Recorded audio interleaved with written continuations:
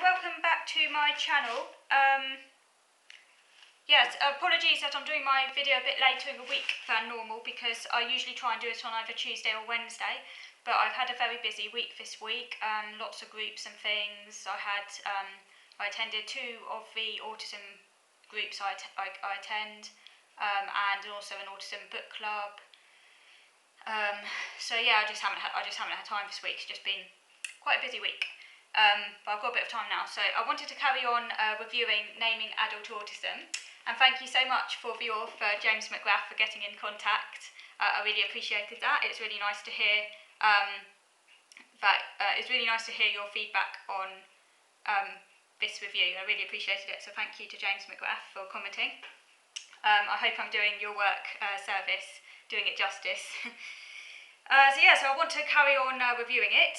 And just picking out the bits that really I found most interesting and just commenting on them. So another book that's mentioned as providing a more progressive account of autism that James McGrath cites in the book is The Interestings, which is a novel. I haven't read it myself, The Interestings, but I may well seek it out in future.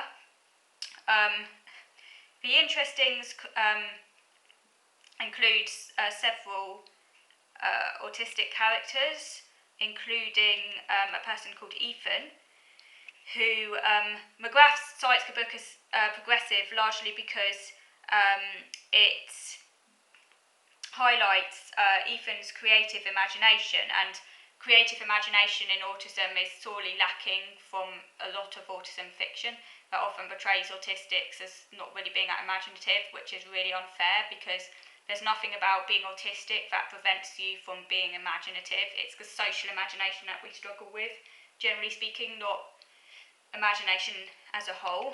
So the book is progressive because Ethan displays creative imagination. For example, as a child, he dreamed up an animated planet, which then became the basis of an entire career in TV. However, as McGrath highlights, the book does is in a sense rather stereotypical because Ethan does become very wealthy and very successful in his TV career, which of course is very unusual for an autistic person. I mean, it's unusual for anyone to be like really successful. There are a few autistics who are an exception to that rule in real life. Such as my brain's gone blank. Packham being one example in real life. But McGrath argues that the book is also subversive because it does highlight that the character does have creative imagination. And of course, as I mentioned in my previous video, the bridge as well was another more progressive representation. But one limitation of the bridge and many other autism fictions that McGrath mentions is that they have a verbal adult autistic. A verbal adult autistic is a recurrent presence in fiction, but the irony is that most authors do not grant these characters the agency to speak of their own autism. So there's this kind of strange, disconnect, because you have someone who's highly verbal, so who should be able to comment on their autism and has the intellect and ability to do that, given that they're highly verbal, and yet you never, in autism fiction, it's just not done. You don't have the character talking about their autism, their experience, their experience maybe of, say, getting assessed for autism, getting a diagnosis, or maybe them coming to the realisation that they might be autistic. You never get that in fiction. Instead, the autism is always named for them in a paratext. That's the promotional material of the book. So again, this takes away the character's agency, and also, of course, real life autistic people as well by implication, which is quite reactionary and damaging.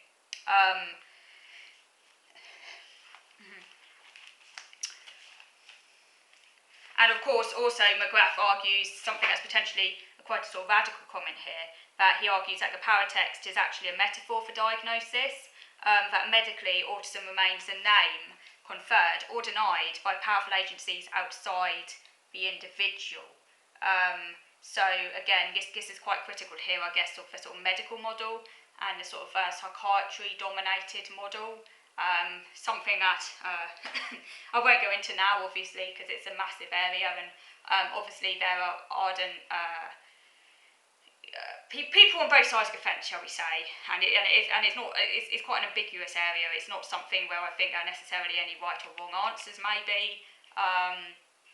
But yeah, it's interesting at what McGrath argues there. I thought something to think about anyway. Yeah, where the condition is named only on outside of the actual text, and it's not really explored from the inside of the text, where the character doesn't really talk about it or anything like that. And McGrath argues that this restricts the possibilities of how a narrative might critically acknowledge the condition as an experience or as a disability. And that the textual absence of a name means that the process of diagnosis is left unrepresented, which is problematic. And also, McGrath highlights throughout the book that characters are seldom significantly impaired, which is also problematic considering, the nature of autism and how often it is incredibly impairing. So often you just have a lightly unconventional character who's represented as autistic, which could potentially contribute to the popular theory that it's too easily diagnosed, when in fact autism is very difficult to get diagnosed with autism. It can take many, many years. It's not at all easy to get diagnosed. It should be a lot easier to get diagnosed. The reality of the matter is it can take years for people to get diagnosed, hence why many don't get diagnosed till adulthood after years and years of struggles and developing mental health problems.